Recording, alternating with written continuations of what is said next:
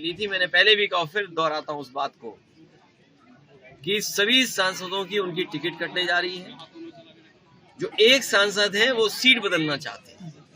तो सोचिए, अगर ऐसी परिस्थितियों में जिन्हें राजनीति करनी पड़ेगी तो क्या सीट जीतेंगे वो?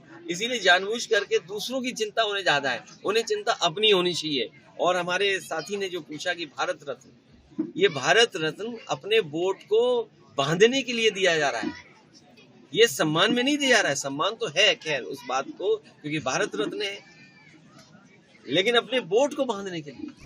ऐसा नहीं लगा इंडिया गठबंधन बिखरता जा रहा है?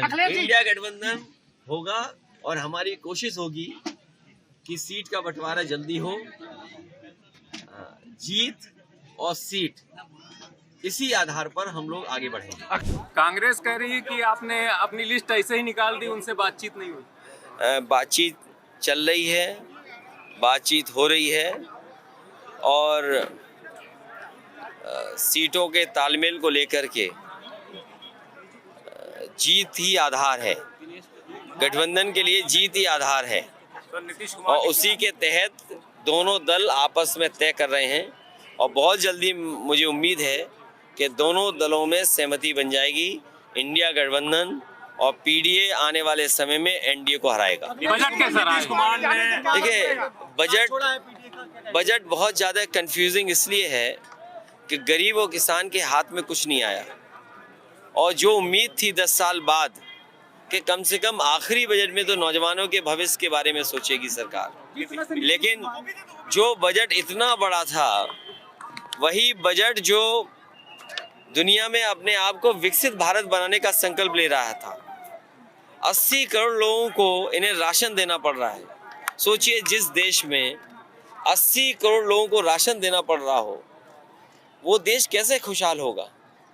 बुनियादी सवाल वही है कि क्या किसान की आय दोगुनी के लिए कुछ बजट में है? और जब तक आपके यहाँ कारखाने उद्योग नहीं लगेंगे, अगर आप विदेश से ही सब सामान मंगाने लगोगे, तो फिर आपके कारोबार और आपके उद्योग को क्या बढ़ावा मिलेगा?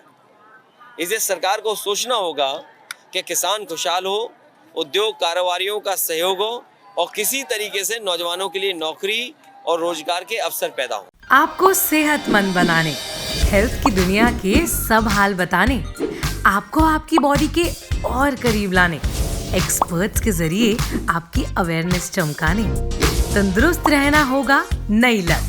देखिए द ललन टॉप पर सेहत, सोमवार से शुक्रवार दोपहर 1 बजे।